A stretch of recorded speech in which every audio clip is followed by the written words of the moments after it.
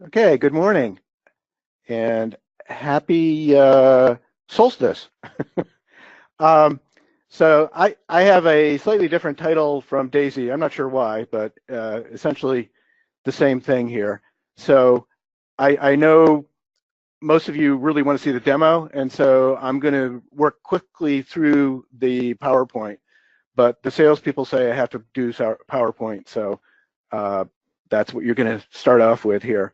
And as far as asking questions, rather than waiting until the Q&A at the end, I would actually prefer it if you have a microphone, if you can raise your hand during the presentation, and then Daisy can unmute you, and we can take the questions during the demo.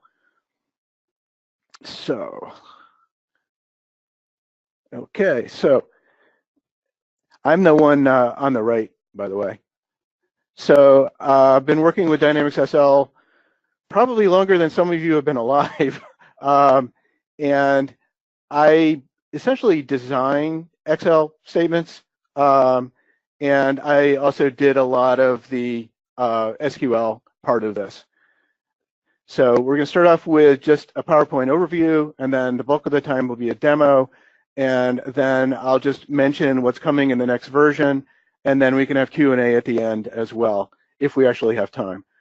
So Excel statements, it's an add-in for Excel. So all your work is done within Excel. You don't use something else and then export to Excel. And if you know Excel, then essentially you know how to use Excel statements. And it's not unusual for someone to purchase Excel statements, watch a demo and then purchase Excel statements, and then immediately take off on their own. And maybe you watch recording YouTube or like this demo as well when you really want to plunge in and use it. But typically Excel users learn everything they need to create a typical financial statement in 10 or 15 minutes. So it's a real-time window on your Dynamics SL data. So there's no data kept by Excel statements in Excel. Obviously, you can keep anything you want in Excel, but the Dynamics SL data is actually still in the database, and you're just viewing it within Excel. So it works only with Dynamics SL, and if we have anyone out there who's using who's not a Dynamics SL user, is using something like GP, then you can drop off now, because otherwise you're going to get very envious. This because it's not like most of the other generic packages, this has a lot of Dynamics SL specific functionality. And so I just have a couple on here. It knows accounts and sub-accounts are kept in different many-to-many tables. Most accounting systems do not work that way, but that's always been a real hallmark of Dynamics SL, or back when it was called Solomon, it was part of the original design. So I'll just, I'm not going to read all these bullet points, but it has functionality that is specific to Dynamics SL that you're not going to find in any of the other reporting packages, including FRX or Management Reporter.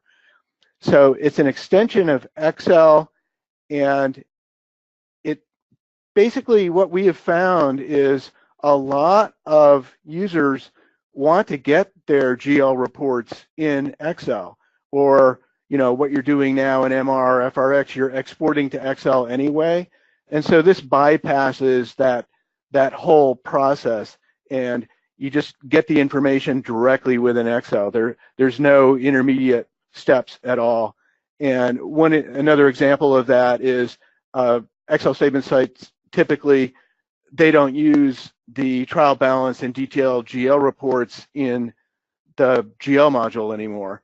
And sometimes we'll even drop these Excel workbooks onto the menu in GL, just So it's easy enough to open them right from within Dynamics SL. And in the demo, I'm just going to quickly build a trial balance report and show you how easy it is to create a report. So another thing is you probably are using other internal Excel reports from GL that you may get from QuickQuery, or you export it from one of the GL reports like the detailed GL report, or you're exporting from FRX and MR, and then you're manipulating the data in Excel to get the report you want in Excel. And there's no need to do any of that with Excel statements. You create the report as you want it in Excel statements, and whenever you open it, you've got the report as you designed it, but with completely refreshed data. And then, of course, you can refresh it while it's open as well if people are releasing batches while you're looking at a report. Other internal reports that you might create now using Financial Report Writer like Management Reporter or FRX, where you're distributing them to internal users, something like, budget versus expenses versus budget. You can do those reports in Excel statements very easily and save that one report in a shared area on your network. And then those users, the managers of those departments who want to look at their numbers versus the budget, they all open that same Excel workbook, which you would save as read-only so they can't monkey around with it. And they're only going to see their own numbers. They're only going to see their own expenses, their own budget, and whatever else you put in that report, variance or whatever. So it's self-serve for them, and they're seeing real-time data. And Excel statements will even show released but unposted data, so they can even look at future periods. And they could set the period back and look at 2 months ago without asking you to send that report back to them, or without having to find wherever they saved that report you sent them 2 months ago. So it means the accounting department no longer needs to schedule, generate, or distribute any of those reports, and then the users have self-service on the data, and then they can also drill down to detail, again, only seeing detail that pertains to their own department, division, whatever. And because we're in Excel, you can make really nice looking dashboards and so forth using Excel functionality that you may already know or that you want to learn. It's just part of Excel. So things like Excel charts. So some people don't like to hear these things, but my guess is you probably know FRX is really old and no longer supported, and has had some problems right from when it was first released. So Management Reporter is Microsoft's replacement for that, and you may or may not know that Microsoft announced several years ago that they're no longer going to be developing Management Reporter. So Management Reporter with Dynamics SL, certainly any recent versions, also requires a data mart, which is a fairly technical implementation, and it's something that is not the most robust. Sometimes you need to go and kick it when you find out that the data isn't correct. And it also can slow Dynamics SL processing because it's working off of the Dynamics SL databases. And if you have a lot of people doing reporting, then that may slow Dynamics SL down and may require you to do some hardware upgrades in order to get your speed back. So another alternative is BI systems. So example of that is BI 360. And most of the business intelligence systems aren't really designed for financial statements. BI 360 does have a dedicated capability for it, but BI systems are very expensive and even more difficult to implement than something like Management Reporter. So you may know that Microsoft has something called Power BI, which is kind of sort of free, at least the beginner version of it is. And that certainly, you wouldn't want to try to create a financial statement in that, but that combined with Excel statements could give you everything that you're looking at some expensive product for a lot less money and a lot easier to implement as well. So Excel statements, yes, you can replace FRX, Management Reporter, whatever you're using for financial statements. It's also, as I mentioned, ideal for internal reporting because you no longer have to schedule, generate, or distribute those reports. And also, as I mentioned, it's an instant solution for other reports that you may now create in Excel by exporting from Dynamics SL. So it's not a full-blown BI system. It doesn't use a data warehouse or data mart. It uses a direct connection right into your databases, but it's a very light touch. And it only has general ledger information. So it's for financial reporting, but you can't do a typical BI dashboard report like, show me my top 10 customers and then let me drill down and see what my sales were for each of those customers.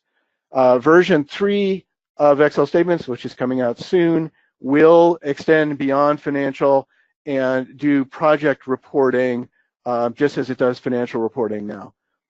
So there's another option. This is an extra cost option where it will also let you do your budgeting and statistical ledgers from within Excel and then send that back into Dynamics SL with one click.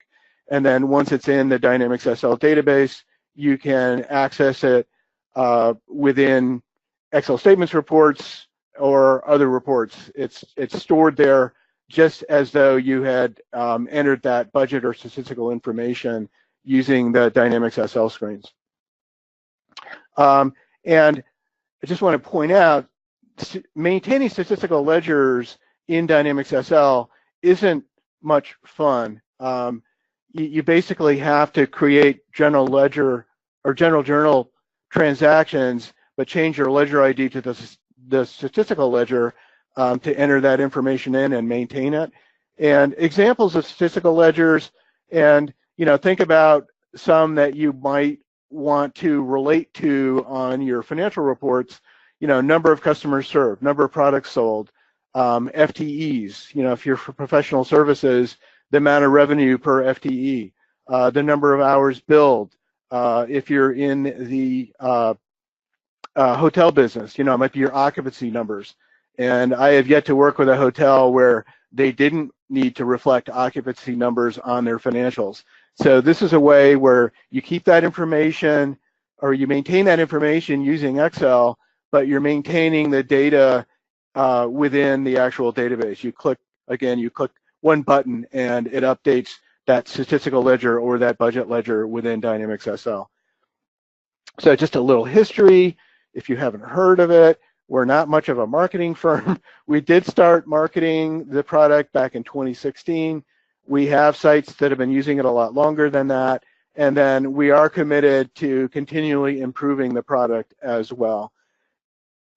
So now we can get to the part that I think you probably are really here for. So I always like to just start Excel from nothing, just to prove I've got nothing up my sleeve here. And I'm going to have to, okay. So within Excel, it adds a little menu here on the review ribbon.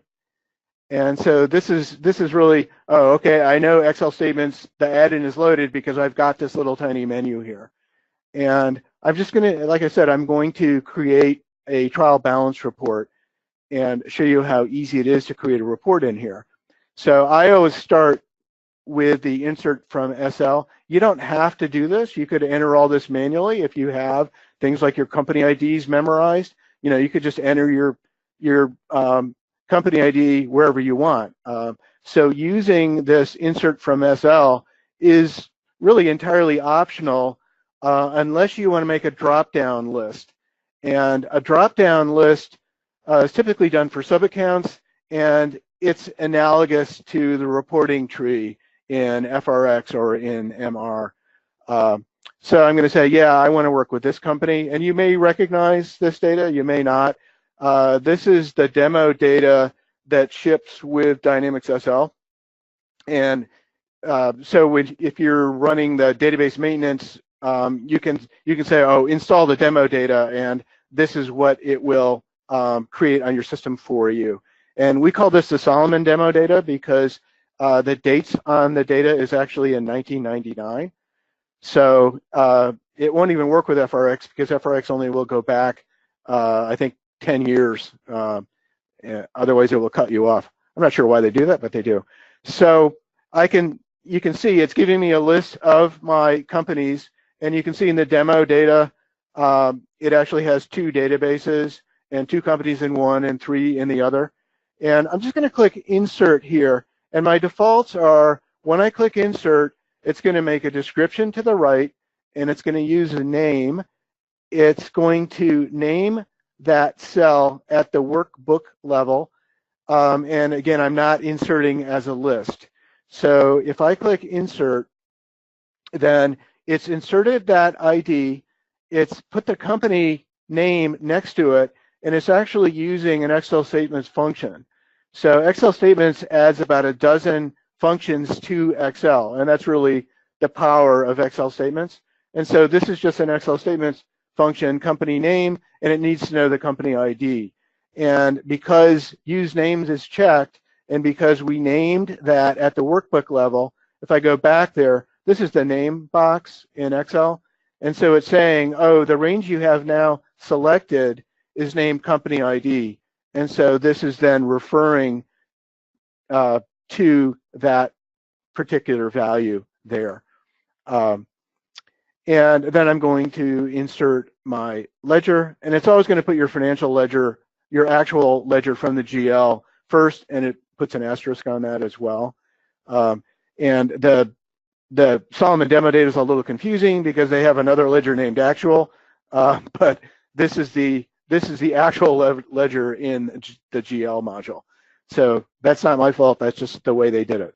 So for sub-accounts, even though this is a trial balance, I'm just going to show you what happens with a drop-down list. You typically wouldn't use a drop-down for sub-accounts in a trial balance, but I can click Insert, and it's going to make a drop-down list for all these sub-accounts. And by default, it's not going to include inactive as well. That's unchecked by default. And I can also work with segments as well. So the demo data actually has 6 segments for a sub-account, and you can see that here. You know, it's divided up into 6 separate segments.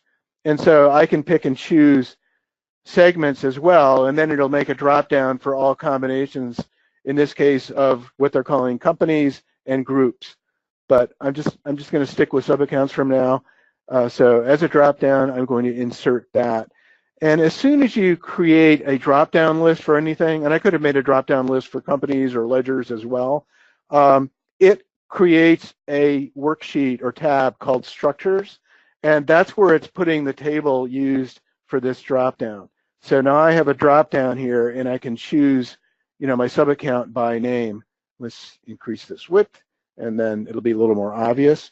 So these are the active and used sub-accounts in the demo data. And again, that's coming from the structures sheet. And I'll show you that in a minute. The last thing I'm going to do here is I'm going to insert the accounts from this company. And again, it's going to put the description to the right. And so it just brings in my entire chart of accounts. And I'm not including inactive. If I had checked that when I clicked here, it would have also included the inactive accounts. So those are accounts that you've set to the inactive status in the chart of accounts maintenance screen. So I'm finished with this, and I just show you, you've also got consolidation entities that you can choose from. You can insert those as lists as well. And then if you have the project option, there'll be another tab here for project entities, and you'll see projects, tasks, and so forth, you know, project managers. And then you'll be able to choose if you want to use some custom defined list in your system as well. So again, we can see we're using some Excel functions that aren't part of Excel by default, that are coming from Excel statements. And the same here, ledger name, you know, we saw company name and so forth. And again, here's my drop down, and that's coming from the table that it created in here. And if you work with tables in Excel, you can filter items out, and you can see it's brought in all of the active sub-accounts, but it's removed from the list those that haven't been used. And so if you do use a sub-account, rather than bringing this in again, you can just go and check it in here, and then that's going to appear in your drop-down list for you as well. And we did it this way because you can fully edit the tables that are created in here as well. So if you always want to combine two sub-accounts, you can just, remove one of the rows and make the other row the combination of those using what we call mask lists and ranges. And I'm going to show you that in a minute. So I mentioned that we named these cells, and that's optional as well. But you notice what we can do by naming those. It makes our functions that much more legible, or self-documenting. So ledger name, it needs company ID and ledger ID, and look, we've got those cells named that because we left that default on in the insert from SL screen. So I like to use named cells, particularly for static values like this, and other static values you're typically going to use are fiscal year. And so I'm just naming this cell A4 fiscal year by entering that in the name box. And as I mentioned, this Solomon demo data is from the year 1999. And then I'm going to create another named cell named period, and then I'll just enter period 11 in there. And you'll see how I'm using those and why I'm using those. But it's not uncommon to have your periods, each period stretch out along the top and refer to those for your period as opposed to one cell for your period. So we're going to make a trial balance. So I need my YTD balance, my beginning balance. And so this is just another Excel statements function. This is one of the real powerful ones. So YTD val. And in Excel, if you start filling in a function and it gives you a little drop down of which one do you want, if it has enough to tell, so YT is enough, I've only got one function starting with YT, I can then just hit tab. And again, this is Excel functionality. And then I'm going to do something that's Excel functionality that nobody uses, but I'm going to do Control-Shift-A, and Control-Shift-A in Excel fills in what they call the parameter names that the function needs. And so this function, YTD-val, needs to know your company ID, your ledger ID, your account, sub-account, fiscal year, and period. And because we named these cells with the same names that are used for the argument names in the Excel statement functions, just like you saw over here, we now have very little typing to do and very little opportunity to make typos as well. These other parameters are optional, which is why they've got the little carrots around them. And so I'm not going to use those, but I'll just quickly mention, include unposted. That's where you can see batches that have been released but not posted yet. So either you haven't posted them in the GL, maybe because they're in a future period. They're in a period that you haven't closed into yet. But Excel statements will still see those. And net is, do you want to see just debits or just credits? And then you can also make net true, and it will treat any natural debits as negatives when it comes up with the balance. So if you're combining both expenses and income in the same formula, it will treat your expenses as negative when it comes up with that. And then consol basically says, oh, instead of using account and or sub-account, I want to use the consol account or the consol sub. And you probably don't know what those are, but it's been part of Dynamics SL for a long time. And these are essentially free fields that when you set up an account, you can also set up a consol account for that. And this is essentially a 10-character free field in here. And the idea is if you have multiple companies, this would be the account number at the parent level that you want these accounts to all consolidate into. So it's typically a many to one because you've got detail in a subsidiary that you don't want to see at the parent, and so this will automatically roll that up. And it's also obviously a way to consolidate multiple companies that are in different databases that may have different account structures, different charts of accounts. So you've got the same thing in sub-account, and then also on the console, you can use account classes, and you may remember that from when I was in the Insert from SL's screen on the console tab. One of my choices was account class. So account class is something that's been in Dynamics SL for a long time as well, but they've never really used. And so it lets you set up account classes and then assign, again, your chart of accounts to one of those classes that you set up. And this will give you your drop down of the account classes that you created. And so that's another way to do consolidation. And we've also got clients, they only have one company, but they're using this in order to automatically drive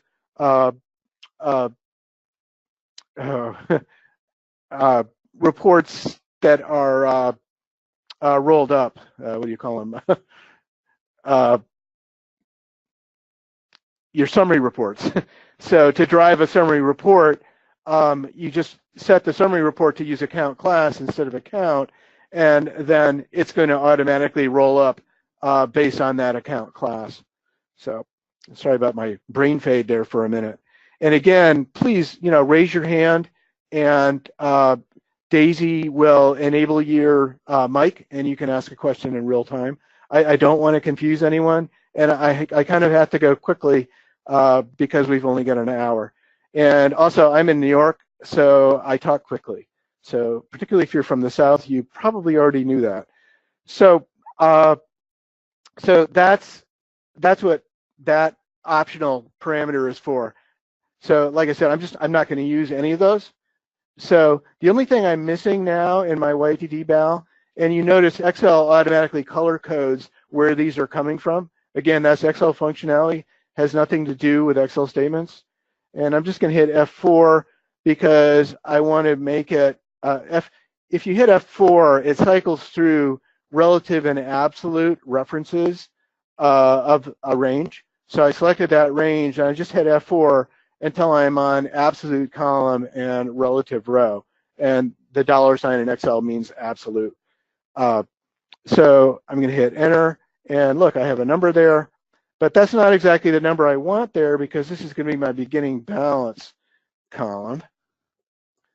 And so what I want is my period, I want my last period, so I'll just say period -1. And so now I'm seeing the year-to-date balance for period 10 here. So that'll be my beginning balance for period 11. And this will be my period-to-date balance, and this is everyone's favorite function. I'm going to do Control-Shift-A again, go over and tell it where to get the account, and I'm just going to hit F4. And one reason I use that rather than typing $A7 is you will probably realize by the end of this demo, I'm not much of a typist. So I look for easy ways that cut down on what I actually have to type because it's pretty much guaranteed I would make a typo at some point. Up here, I'm going to name this column. I'm going to use another Excel statement function. I'm going to use period month, Control-Shift-A. Oh, period month needs company ID and period. It knows where to get that. And so we can see that this demo company is also on a calendar fiscal year because period 11 is actually November for the month. And then we're going to put our ending balance in. And just to remind everybody that we're still in Excel. So anything you can do in Excel is certainly still available right now. So I just made my ending balance by adding those two together. And then I'm going to double click on the fill handle. And if you don't know this Excel functionality, that may just seem like magic, but that's just Excel functionality. It's kind of intermediate level, is to know the lower right corner of a selection. If you hover over it, becomes a little plus sign, and then that's a fill handle. And if you double click on the fill handle, it's going to copy that selection down until the cell to its left is blank. So if I go all the way down to the bottom, you'll see that it actually stopped when this was blank. I'm going to go and also, let's format these, make them look a little nicer there. And let's also go in and make our column widths all the same. So we've essentially created our trial balance now. I'm actually just about done. I'm just going to go, let's make this a nicer color here, or a different color. So there. Okay, and the other thing I'm going to do is I'll go in and freeze my panes as well. Okay, so I could save this report right now and then call it trial balance, and then you have your trial balance. So another thing you might want to do is just go down and subtotal by assets, liabilities, and so forth. And since you're an Excel user, I think you probably know how to do that. So just go in here, insert a couple of rows, and total these. Just go back to home and use auto sum. And then I can just copy that. Well, after I get it in, I'm going to use the fill handle again, and I'm just going to copy that to the right. Okay, and so there's my totals as well in my trial balance. So I could do that obviously for my different account types, and then put a check balance at the end. You're in Excel, which is a really convenient place to create a formula for that sort of thing. So as far as making a summary report or making a more typical financial report, I mentioned you can use mask, lists, and ranges. And so a mask would be, and again, if you're a Dynamics SL user, you probably know how to use these. So 10 question mark, and now this number includes all accounts beginning with 10. And you notice it can't find an account description for an account 10 question mark because there isn't one. So that's a mask, and I can also do lists and ranges. So a list means I'm going to add to this. So I use a semicolon to create a list. So I can say, oh, also include account 1156. Okay, hit enter. You can see the number changed again. And then a range, I'll add a range to this list. So I can say, oh, also include accounts 1160 through 1200. Okay, so my number changes again because this is now what it's looking for to get my accounts. And if I double click on a PTD balance, that will then give me what we call a drill down sheet. And so it's showing you what mask was used, what formula was used, and showing me the mask that was used for account and for sub-account. And obviously, my mask for sub-account is still on all sub-accounts. And so this is then showing me all combinations of accounts and sub-accounts that had transactions in that period. Okay, so this is like the first level drill down in MR or FRX as well. And then the ones where you see zeros here, that means there were transactions there, but they netted to 0.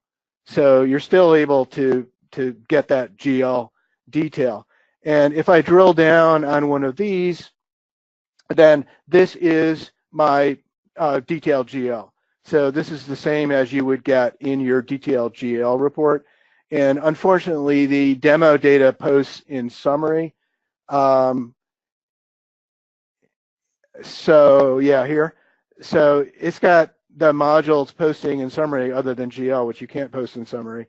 And so we're not able to see some of the detail. So you're seeing asterisks instead here because this is a summary release. And in Dynamics SL, you actually would see some arbitrary values there. And we decided it's better to show you an asterisk saying we don't know than to throw an arbitrary value in there that would actually typically be wrong because the amount you're seeing wouldn't necessarily, unless there was only one transaction, it wouldn't refer to that data. but you can see where we do have a GL, then we can see the reference number. If it had an external reference number, we'd see that. In an AP transaction, if you're posting in detail, it would show you the vendor ID and the vendor name as well. And obviously, if you have the project system implemented and these were project track transactions, you would see the project ID, the project name, task ID, and task ID as well, and a task name rather. And these do also use the segmentation. So just like you can see, it's showing you the sub-account segmented the way that you're used to seeing it. It would do the same thing for your project and task ID if that was segmented as well. What's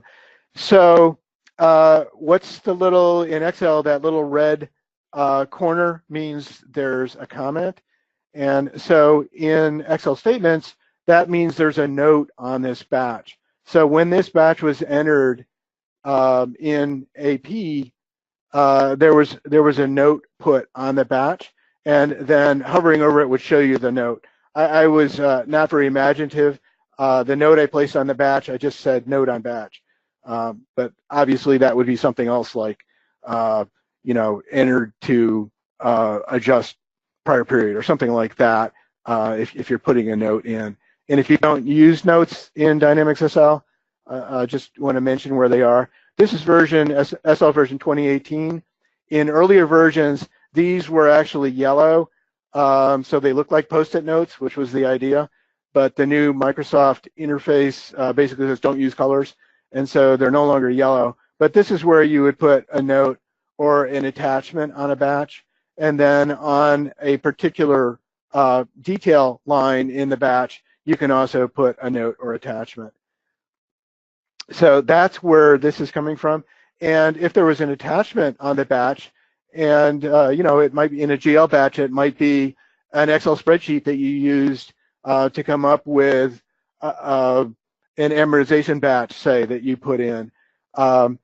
You could attach that in Dynamics SL, and then here it would say attachment, so you know there was an attachment on that batch. And then if you double click on the batch, it would actually open that Excel spreadsheet for you. Or if you attached an image, so you've scanned in the hotel receipt that someone submitted with their expenses. You scan that in, attach it to that AP voucher, then you could double click and it's going to open up and show you that image from within Excel statements as well. So that's the kind of thing where I told you this works only with Dynamics SL. That knows how things are done in Dynamics SL. And again, you're not going to see that in any other report writer. So this is the GL detail, the kind of thing you're used to drilling down to if you use that functionality in FRX or MR. But we also have another level of drill down. So I can drill down now, and I'm saying, oh, this is an AR payment batch, and I'll double click on that, and this shows me that entire batch. So we're no longer just seeing the account, sub-account that we were starting on, but we're seeing everything in that batch. And if you're using the intercompany module, you may know how difficult it is to troubleshoot or audit a batch that includes intercompany transactions. And so we're including those at the subsidiary batch level by default. So even though they're actually added at the general ledger, they're not part of the subsidiary ledger batch, we are including them here by default to make it that much easier for you to see what actually was in this batch. And if you ever need to audit anything, this is a really nice functionality to have. So we've got all those levels of drill down. And then, of course, when you're in that batch drill down sheet, you also will see any attachments and notes as well. And they're going to appear differently in that drill down sheet, whether the note was on the batch or the note was on the document or the note was on the transaction. And again, the same with attachments. So, so that giving you an idea, mass lists and ranges. And this one, I'm not using a mass list or range. And so the only mask it's expanding out from is my sub-account here. Okay, so I want to show you some other functionality. So we only use one screen in here so far. So these are options, these are drill down options that you have. And remember I mentioned that it's going to, by default, include intercompany transactions in subledgers. And you can turn that off so that you're going to see when you drill down to that AR, AP batch or whatever, you're not going to see the intercompany transactions anymore. Of course, they net to zero, but in Dynamics SL, if you were going and looking at, from your AP or AR module, you're not going to see those. And then, just some other ones here. The expand sub-account segments. We've got a couple of particularly investment firms, some down in Wall Street, and they basically have their data entry people, they give them the capability to go and add a new sub-account segment on the fly. So, they may be using a sub-account segment for something like the registered rep. And so seeing the sub-account name doesn't really do much for them. And so what this will do is, if I drill down now, it expands out what that sub-account is based on how you've identified each of these different IDs in each one of the segments. So that's saying, oh, segment 1, 01 means administration, segment 2, 100 means controller. And of course, this means you're using the validation table for your sub-account flex keys. So if people don't know what I'm talking about, this is typically done when you're first implementing, whoops, wrong thing. Foundation, shared information, flex key table maintenance. So this is where you set up, what your different values can be for the different segments of your sub-account in this case. And so that's where it's getting this information from. So again, Dynamics SL specific with Excel statements, and that's another example. You're not going to find that capability in any other reporting package. So that's kind of neat that it can do that as well. And for the firms that set up Dynamics SL that way, this can really be a reason for them to jump all over getting Excel statements. So let's go turn that back off again. Options. It does obviously clutter up your drill down reports a little bit.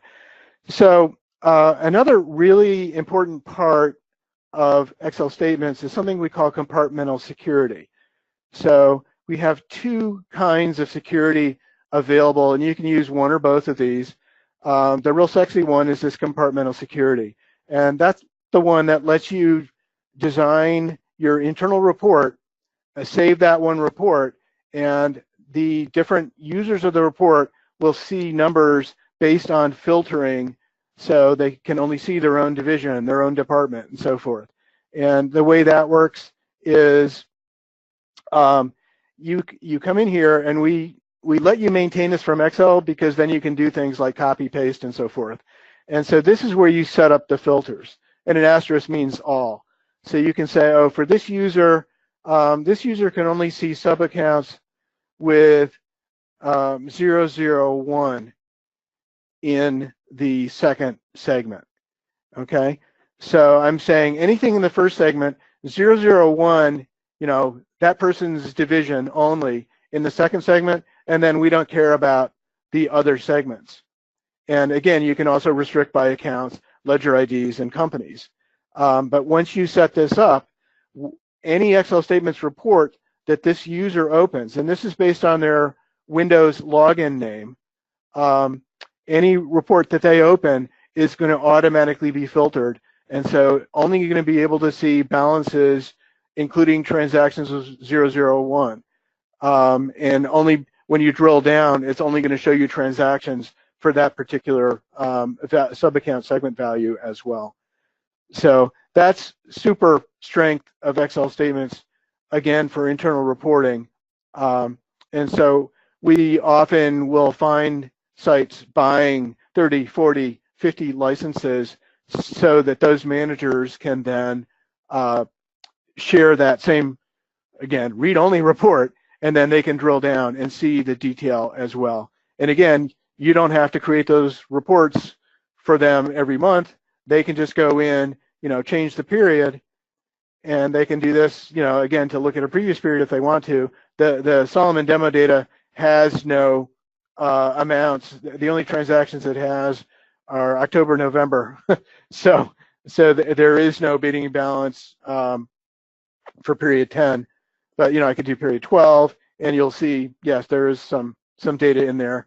But 11 is their main period that they use. And you notice how fast this is as well.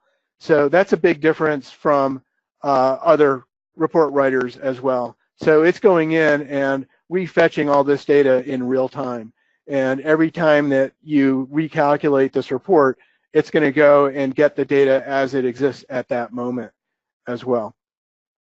So let's see, how much time do we have left? 12 minutes. So I'm going to use another 5 minutes in the demo. Again, raise your hand if you want to see something or have a question, because I'd much rather do it while we're within, the report here. So budget upload, I mentioned that's an extra cost option. This works off of a model where you never start your budget with an actual blank sheet, but instead you base your budget on some guide. And your budget for year 2019 might be based on your actuals for 2018. And so what you do in Excel statements is you go and you quickly create an Excel statements report with your month by month actuals for 2018, and then go into budget upload. You tell it to create an entry sheet from that, and by default it's going to insert columns for your periods, and by default it's going to protect the sheet as well. And so what it will do, you've got your 12 columns, it's going to insert a column next to each of those 12, and that's where you're going to enter the budget number for the guide balance to its left. So to actually teach you how to do budgeting requires a lot more than 6 minutes, but just to let you know, the way it works is you work off of an entry sheet that this will make automatically for you. It's going to color the entry cells where you're going to enter your budget or statistical figures. It's going to color those kind of a cyan color. And then right now, this part of the screen is dead because it sees I don't have any of those budget entry cells because this is not an entry sheet. But if I save this as an entry sheet and then enter numbers in those cyan cells, then the destination is going to be, okay, what company you're sending it to, what ledger you're sending it to, and this will be restricted to just budget or statistical ledgers, and then what fiscal year are you sending it to. And then you click this button, and it automatically grabs all those numbers and puts them into Dynamics SL. And you can put notes on individual balance numbers. You can put notes on this particular budget revision. And then there's a revision report that right now this is version 2.5. It's an Excel pivot table. So it'll let you drill down and see any revisions that way.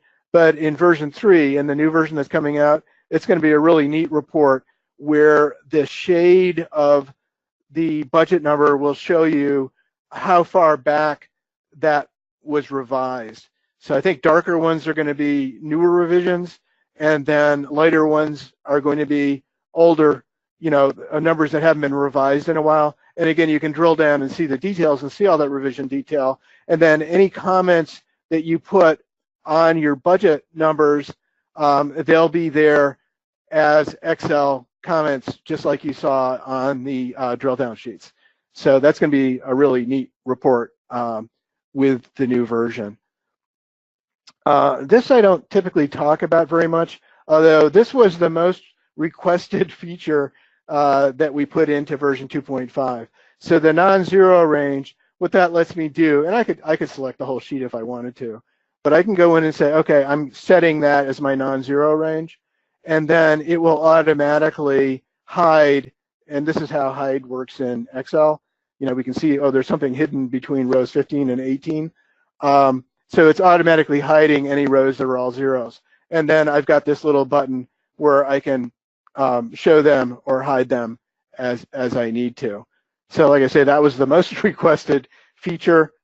We used to recommend using an Excel filter for that, but now it's all built in. And if I change the period, it will automatically then adjust.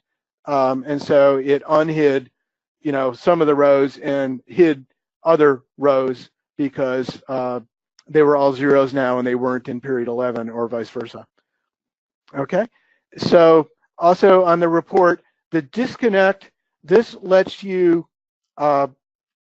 save your report, but it replaces all of the Excel statement functions, all of the formulas using Excel statement functions, it replaces them with the actual value. And so you could then save, you know, disconnect, and then send the resultant Excel workbook to somebody who does not have Excel statements. Otherwise, for someone to use an Excel workbook that's an Excel statements workbook, they have to have an Excel statements license. So they have to have the add-in loaded in order for, you know, these numbers to be real-time reaching into the database and for them to have drill down. So disconnect, you know, if you're sending your board reports out, yeah, then you want to disconnect, and, you know, you want to make it real pretty as well. You know, hide this column, you know, make your fancy title and so forth. So I also want to just quickly show you the Excel statements functions. I pointed out there are about a dozen of them. So I'll go down here.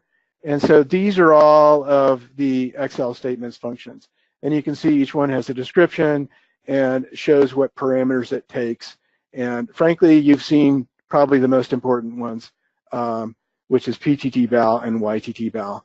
But you've got these other ones as well, you know, and we've seen some of these as well. Okay, so again, I save this, call it trial balance, and then whenever I pull it up, I've got my trial balance all finished. And you do the same thing, obviously, with all your financials. I want to point that out because I was demoing to somebody a couple of weeks ago, and they were like, well, that's real easy, but, you know, whenever I want to get that report, I don't want to have to go in and do this all over again. And I was like, what? No, you create your balance sheet, you save it as balance sheet, and you open it, and all your work is obviously still there. You've created an Excel report. So let's go back into my PowerPoint. Whoops. I'm going to go not to that one, but to this one. There we go. So just want to mention version 3, scheduled to release next month. And the big deal is it's going to add project reporting. So in addition to PTT-BAL, we're going to have what we're calling JTT-BAL, which will be your project balances. And it will also add drill down to project balances. So well, if you don't have the project option, which is only going to be available in version 3 and later, you saw me drill down into an AR batch. But if you want to drill down into a batch that originated in the project series, you'll need to buy the project option for that as well. So these are some other, a lot of these new features were from suggestions from users. So you saw me drill down from my first level drill down and my second into my second level detail drill down in version 3. And we've already got this done, I know. I was using it the other day. You can choose to drill down and see the detail for all of the accounts in that first drill down table, or you can filter that table and then double click on it and just see the detail for the ones that you kept in your table. Also, compartmental security granularity by drill down level. So right now, compartmental security blocks everything. And in version 3, we can say, okay, block it starting at drill down, the first drill down level. So something like payroll expense, you want the manager to see the total payroll expense for her or his department, but you don't necessarily want the person to be able to drill down and see that broken out by employee, say. So you can still see that balance, and maybe they can see the first level drill down, but you're going to block them. You're going to impose that filter at the detail level so they're not able to see below that. And I mentioned the rewritten budget history report, and then, you know, if you want something that you didn't see today, email me, and either it's there and I left it out of the demo, or I confused you, or, you know, maybe it's a new feature that we'll include in a future version. Okay, so any questions? I can't believe I actually finished 3 minutes early. Well, not early, but in time that we can do formal Q&A here. All right, I don't see any questions yet. If you guys have any, feel free to type them in the question area, or as Jonathan said, please raise your hand and we'd be happy to take you off of mute. While we're waiting for a few questions to come in, I was going to remind everybody that we will be sending out the link for the recording today. And then we'll also upload the link for the recording and then the materials for today in the library. So you can find those as well. Okay, perfect. Looks like we got a question here. Okay, Melanie asks, how does this connect to the SL tables? It reaches directly into Dynamics SL. There's no intermediate data mart that has to be generated and synchronized. So it's reaching Excel statements. There's both code in the Excel add-in, and there's a lot of SQL code. And so when Excel statements is installed, it only takes a couple of minutes, literally. You run one script that puts all of its objects into your Dynamics SL system database. And then the other part of install is you just load the add-in into the user's Excel. So if you don't know how to load an add-in, it's just something you do from within Excel. You just go and say, okay, include this add-in. And then whenever you start Excel, it'll have the functionality of that add-in as well. And if you really were quick, when I first started Excel, it actually had a message there saying loading Excel statements, loading the add-in. Oh, thank you, Jonathan. And good question, Melanie. I don't think I see any other questions. Again, raise your hand if you want to be taken off of mute.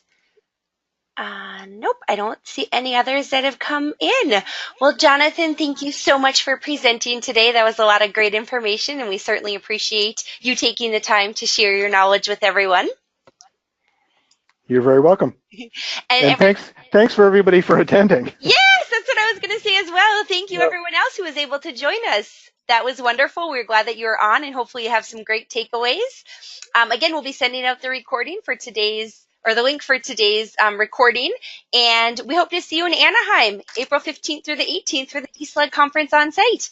So thanks, I'll everyone. be there. Yes, absolutely. Jonathan's there. He's a track chair, so he's very involved. So hopefully we get to meet you all on site. So thanks, everyone. Thanks again, Jonathan, and have a great rest of the day, everyone. Bye.